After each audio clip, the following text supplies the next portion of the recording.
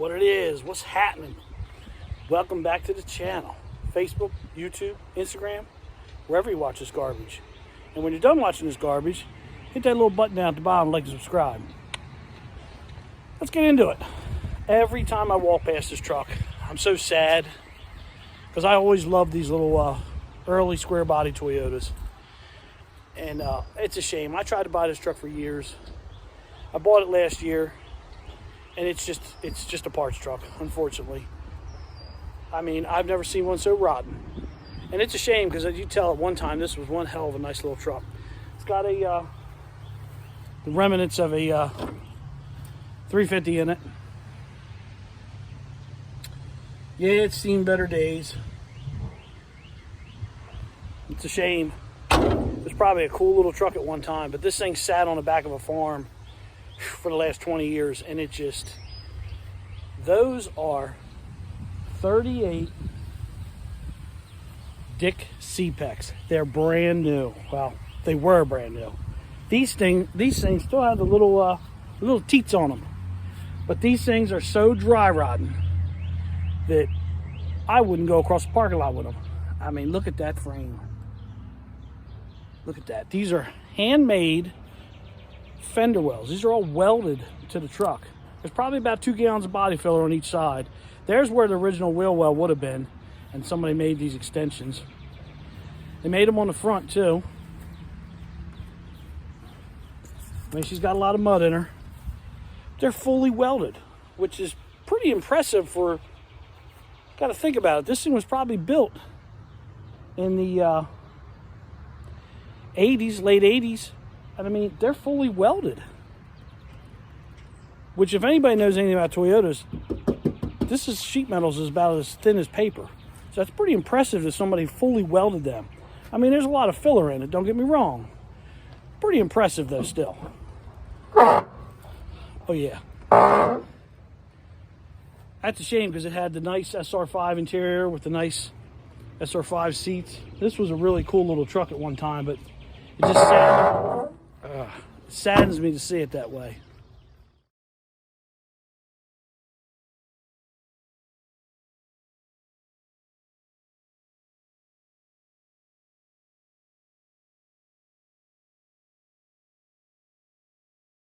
Yeah, it's kind of a shame. I mean, it's all rotted out. It's got a lot of body filler in it. I mean, look at this stuff.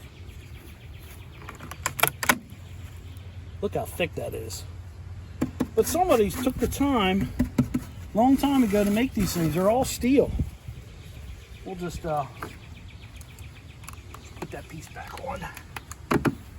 Good as new. But yeah, it saddens me to see this thing. So anyway, we're moving some stuff. All because we're working on what I don't like to say rat rod, but we're working on the wrecker, and I have up on top of our box truck back there a really nice 79 Ford Bronco frame, and I'm going to rob the frame mounts off of the frame for the rat rod wrecker since you can't get them anymore. So let's go move some stuff and see how well this goes.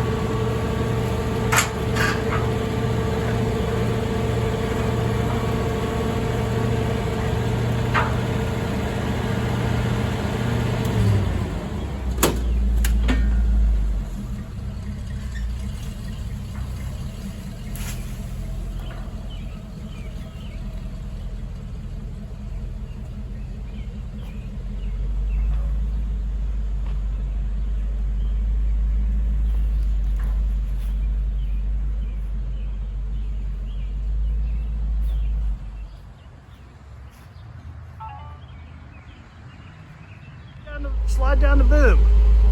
I'm not sliding down the boom. It's like a big stripper pole. It's like a giant stripper pole.